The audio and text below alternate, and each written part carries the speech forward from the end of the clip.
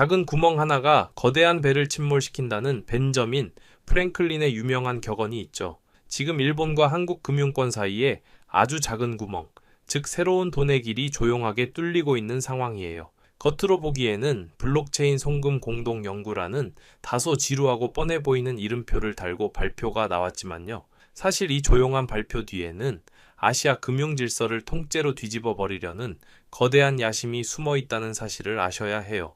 전 세계 거대 기관들이 왜 하필 지금 물밑에서 이렇게 바쁘게 움직이고 있는지 그 진짜 이유가 무척 궁금하실 텐데요. 오늘 영상을 통해서 한국과 일본 양국이 몰래 깔고 있는 암호화폐 파이프라인의 진짜 정체와 그 중심에 우뚝 서 있는 XRP의 소름 돋는 미래 가치를 아주 낱낱이 파헤쳐 드려볼게요. 먼저 왜 하필 일본과 한국일까 생각해 볼 필요가 있어요. 두 나라는 매년 700억에서 800억 달러에 달하는 엄청난 무역과 투자를 주고받는 아주 밀접한 경제 파트너잖아요. 그런데 이렇게 돈이 오고 가는 방식들을 들여다보면 정말 구석기 시대에 머물러 있다는 걸 알 수 있죠. 한국에서 일본으로 원화를 보내려면 곧바로 엔화로 가는 게 아니라 원화를 달러로 바꾸고 그 달러를 다시 엔화로 바꾸는 아주 번거로운 과정을 거치게 되거든요. 국제은행망을 타고 가느라 이틀 넘게 걸리는 건 기본이고 전 세계 해외 송금 평균 수수료가 여전히 6%를 넘어가고 있는 실정이에요. 요즘 같은 초고속 데이터 시대에 100만 원을 보내면 6만 원이 중간 수수료로 그냥 공중분해 된다는 뜻이니까 얼마나 비효율적인지 체감이 되실 거예요. 작년에 은행들이 블록체인으로 테스트해보니 몇 초 만에 엄청나게 싼 비용으로 송금이 끝났지만 단 하나 규제라는 벽에 가로막혀 상용화가 어려웠던 안타까운 상황이었죠. 바로 이런 답답하고 비효율적인 상황을 시원하게 깨부수기 위해 민간 금융회사와 블록체인 기술 기업이 드디어 손을 맞잡았거든요. 일본의 SBI 리플 아시아와 한국의 대표적인 블록체인 인프라 기업인 DSRV랩스가 전면에 나서게 된 건데요.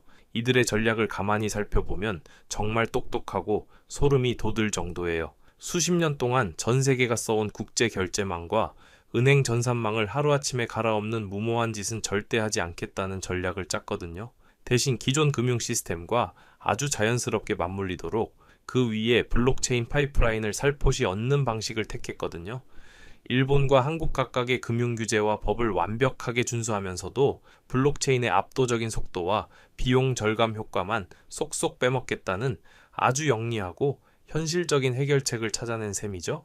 이 엄청난 금융 파이프라인 프로젝트의 중심에는 바로 리플 원장이라는 공개 블록체인이 든든하게 자리 잡고 있어요. 전 세계 어디로 돈을 보내든지 간에 단삼 최소 5초면 결제가 완벽하게 끝나고 수수료는 거의 느껴지지 않을 만큼 저렴한 혁신적인 기술력을 자랑하죠. 게다가 기술적으로 빠른 건 알겠는데 규제나 보안은 괜찮을까 걱정하시는 분들도 계실 텐데요. 최근에 리플 원장 위에 신원 확인이 끝난 허가된 참여자들만 이용할 수 있는 탈중앙 거래소 기능이 새롭게 도입이 되었거든요.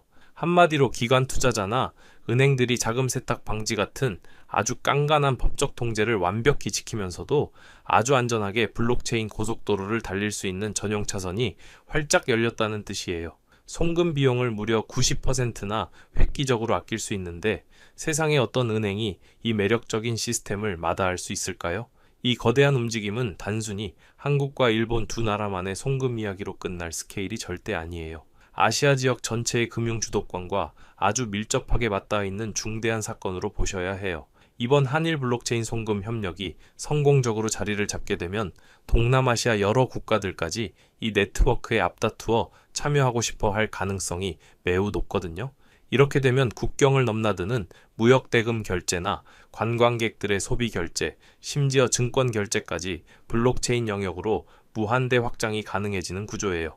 실제로 일본에서는 이미 채권 이자를 달러나 엔화가 아니라 XRP로 지급하는 파격적인 금융 상품까지 내놓은 상황이잖아요. 결국 아시아 국가들끼리 경제 활동을 할 때 굳이 비싼 수수료를 내가며 미국 달러를 거치지 않겠다는 강력한 의지이자 달러 패권에 아주 작지만 치명적인 균열을 내는 엄청난 역사적 서막이라고 해석할 수 있어요. 이쯤에서 시장 상황을 살펴보면 이런 엄청난 호재들이 쏟아지는데도 정작 XRP 가격이 크게 오르지 않아 답답해 하시는 분들이 많으실 거예요. 사실 시장은 규제 불확실성이 해소된 이후부터 이런 긍정적인 뉴스들을 어느 정도 선반영하고 있었기 때문에 당장 급등할 재료로 소비되지는 않았던 거거든요. 하지만 우리가 진짜 주목해야 할 것은 겉으로 보이는 가격이 아니라 보이지 않는 곳에서 움직이는 거대한 돈의 흐름이에요. 최근 데이터를 보면 거래소에서 XRP가 싹 다 인출되어 장기 보관 지갑으로 이동하면서 거래소 유통량이 무려 8년 만에 최저치를 기록하고 있어요. 게다가 작년 말 출시된 기관용 현물 ETF에는 불과 2달도 안 돼서 13억 달러 이상의 천문학적인 자금이 블랙홀처럼 빨려 들어왔죠. 남들이 가격이 안 오른다고 지루해할 때 똑똑한 스마트머니와 거대 기관들은 이미 바닥에서 미친 듯이 물량을 쓸어 담으며 다가올 폭등장을 조용히 준비하고 있다는 명백한 증거라고 봐야겠죠. 사랑하는 투자자 여러분, 이런 뉴스의 겉포장만 보고 넘기실 게 아니라 진짜 돈이 어디로 흘러가고 인프라가 어떻게 변하고 있는지를 날카롭게 보셔야 해요. 규제 허들이 점점 낮아지고 한국과 일본의 거대 금융기관들이 XRP를 활용한 결제망을 직접 깔기 시작했다는 건 상상 속의 이야기가 아니라 실생활에 쓰이는 폭발적인 시기가 정말 코앞으로 다가왔다는 강력한 신호니까요.